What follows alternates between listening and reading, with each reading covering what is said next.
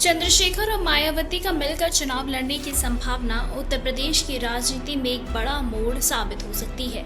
दोनों ही नेताओं के पास एक मजबूत दलित वोट बैंक है और यदि ये दोनों एक साथ आ जाते हैं तो इसका प्रभाव राज्य की राजनीतिक धारा पर गहरा असर डाल सकता है।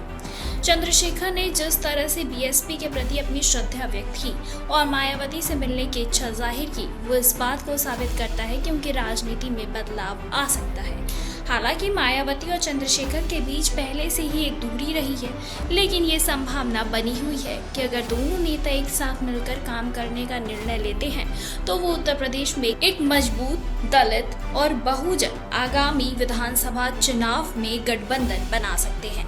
मायावती की नेतृत्व क्षमता और चंद्रशेखर के संघर्षशीलता को जोड़कर देखा जाए तो ये दोनों मिलकर उत्तर प्रदेश की राजनीति में एक प्रभावी विपक्षी गठबंधन बना सकते हैं। खासकर यदि वो दलितों, पिछड़ों और अन्य सामाजिक वर्गों के हित में एकजुट होते हैं तो इसका असर आगामी विधानसभा चुनाव में दिखाई देगा।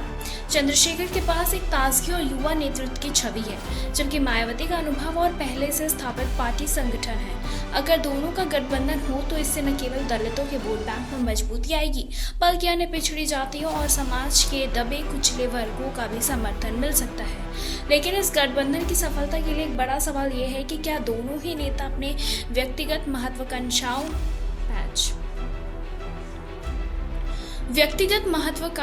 को दरकिनार करके एक साझा मंच पर काम करेंगे। चंद्रशेखर ने यह स्पष्ट किया है कि वो अपने सिद्धांतों पर आधारित राजनीति करना चाहते हैं, जबकि मायावती का नेतृत्व एक स्थापित राजनीतिक दृष्टिकोण से चलता है।